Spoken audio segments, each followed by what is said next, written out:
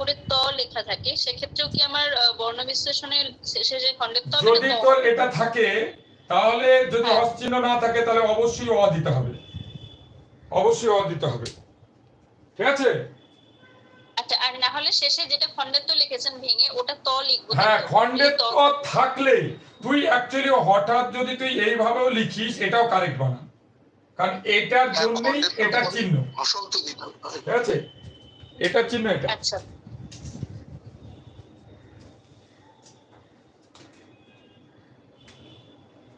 খুব ভালো প্রশ্ন। তুই বলতে চাইছিস যে দাদা আমি যখন বিশ্লেষণ করলাম তখন যদি এটা করি হ যোগ অ যোগ ঠ যোগ আ যোগ, ঠিক আছে, আ যোগ আমি বসালাম খণ্ডের ত, তুই বলছিস যে দাদা আমি কেন এই তটা দেখাবো না, কেন দেখাও, ব্র্যাকেটেও দেখাতে পারো, আর অপশনে যদি থাকেও ভুল ধরবে না। ত এর পরে অ থাকলে ওটা ভুল। ত এর পরে ধরো অপশনে এরকম আছে, অপশনে এরকম আছে, এরকম অপশনে আছে, তুমি এটাকে কারেক্ট বলবে। যদি অপশনে এটা না থাকে এটা থাকে, দুটো ব্যাপারটা একই, ঠিক আছে, এটা শুধু রূপ আছে। এবার যদি এটাও থাকে তাহলে দুটোই ঠিক, ব্যাকরণের নিয়ম অনুসারে দুটোই ঠিক। কিন্তু তুমি বলতে চাইছো যে এটা থাকলে আমি এটা লিখতে পারবো না, কি অবশ্যই পারবে, তবে তুমি কি করবে বাচ্চাদের বোঝানোর জন্য সবসময় এইভাবে লিখবে, তাহলে বেটার হয়, তাহলে তুমি বাচ্চাদের বোঝাতে সমর্থ হবে, ঠিক আছে?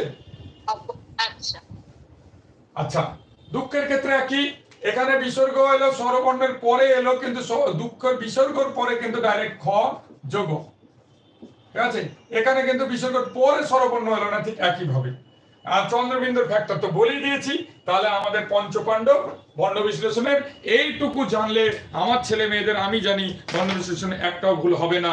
7টা বাজে, আমরা আধ ঘন্টা কি ব্রেক নেব না কন্টিনিউ করব? না না, ব্রেক ব্রেক। ব্রেক না দিলে মোবাইল আর নেট খাইয়ে দেয়। আচ্ছা ঠিক আছে, তাহলে আমরা জয়েন করছি 7:30টায়, 7:30টায় জয়েন করছি।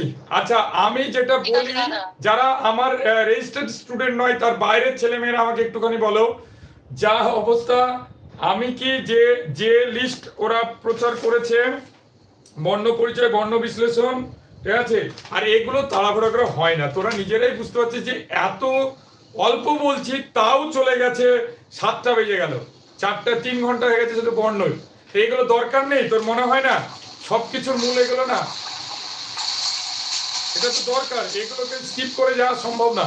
তো ওরা বর্ণ পরিচয় বর্ণ বিশ্লেষণ পর্যন্ত হলো, এবার স্বরধ্বনির শ্রেণীবিভাগ ব্যঞ্জনধ্বনির শ্রেণীবিভাগ হয়ে গেল। আমি পিছিয়ে গেলাম ফার্স্ট হাফে ধ্বনির পরিবর্তনের ধারা, ধ্বনি পরিবর্তনের কারণ।